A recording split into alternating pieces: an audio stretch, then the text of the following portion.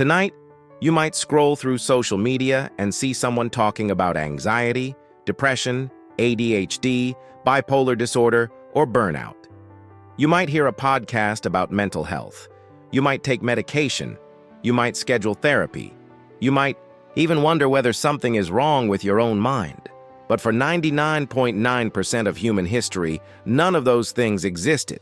No psychiatrists, no diagnoses, no antidepressants, no mental health awareness campaigns, and yet the human brain that sits inside your skull tonight is almost identical to the brains carried by hunter-gatherers tens of thousands of years ago, which raises a disturbing question. If ancient humans suffered from mental illness too, how did they survive it? Imagine waking up 20,000 years ago. The sun hasn't risen yet. The air is cold. Your group is sleeping close together around dying embers from last night's fire. There are no walls, no locks, no police, no hospitals. Everything that keeps you alive depends on your ability to function today. You need to find food, avoid predators, watch for enemies, protect your children. One bad decision could mean death. Now imagine trying to do all of that while hearing voices, or while being trapped in crushing sadness, or while feeling overwhelming panic every time you leave camp. Mental illness wasn't merely uncomfortable, it could be deadly, and yet humans survived long enough to build every civilization on Earth. Part of the answer begins with a strange realization. The human brain did not evolve for happiness, it evolved for survival. Those are not the same thing. Many emotions we consider problems today were once useful adaptations. Take anxiety. In modern life, anxiety can become overwhelming. But imagine standing in tall grass 50,000 years ago. A rustling sound comes from nearby. The person who assumes it's nothing might become lunch. The person whose brain instantly imagines danger survives.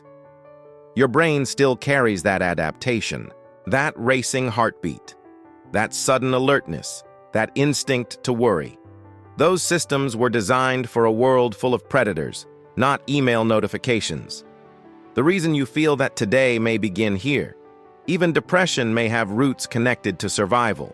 Some evolutionary researchers suggest that low mood sometimes functioned as a way to conserve energy after failure, injury, illness, or social conflict. Instead of wasting precious calories on risky activities, the brain pushed people toward withdrawal and reflection. Of course, severe depression can be devastating, but the emotional systems involved may have originally served a purpose. Your brain still carries pieces of that ancient machinery. Then there are conditions that may have provided unexpected advantages. Today, we often associate ADHD with distraction. But picture a hunter scanning a forest. Every sound matters. Every movement matters. A person constantly noticing new stimuli might actually detect threats and opportunities others miss. Some scientists have proposed that traits associated with ADHD could have been beneficial in mobile hunter-gatherer environments. The same characteristics that create problems in classrooms may once have helped people survive, and that's where the story becomes even stranger. Many ancient societies didn't always treat unusual mental states as illnesses. Sometimes they treated them as gifts. Anthropologists studying traditional cultures around the world have found that individuals experiencing visions, hearing voices, or entering altered states were often assigned special social roles. They became healers, shamans, spiritual leaders, storytellers. People believed they could communicate with forces beyond ordinary reality. Now imagine what that means. A person who might receive a psychiatric diagnosis today could have occupied a respected position in their community thousands of years ago. The exact same brain. A completely different interpretation. Your experience is shaped not only by biology, but also by culture. And culture changes everything.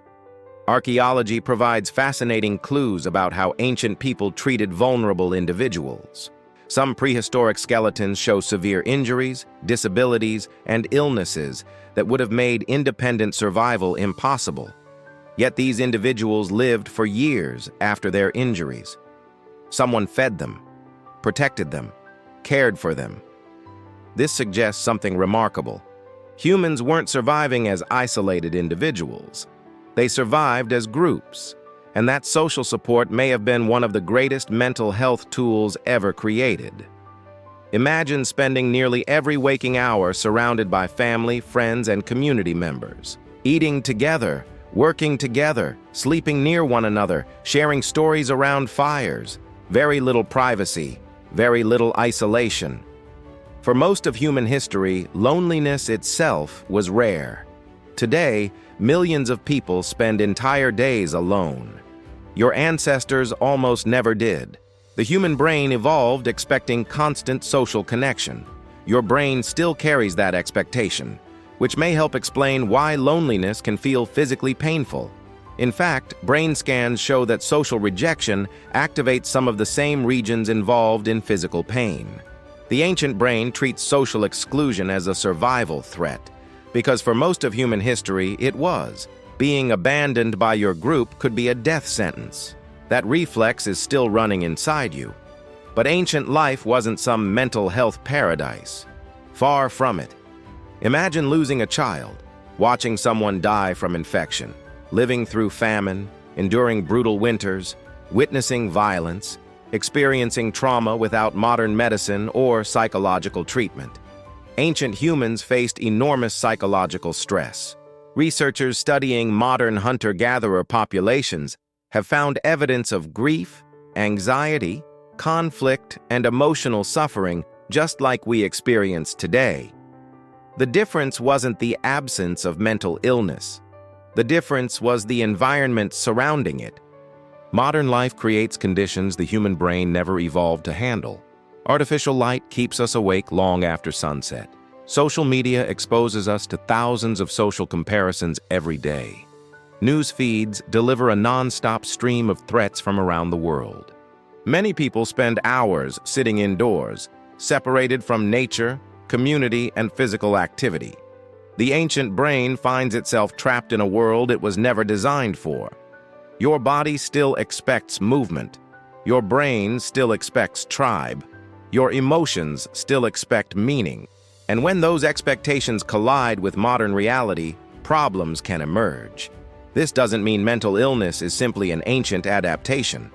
Mental disorders are complex, real, and often deeply serious conditions influenced by genetics, biology, environment, and countless other factors. But understanding where the human brain came from helps explain why it sometimes struggles today. The story of mental illness is also the story of human survival, because despite everything, our ancestors endured. They endured fear. They endured grief. They endured uncertainty. They endured minds that sometimes worked against them, and somehow, generation after generation, they survived.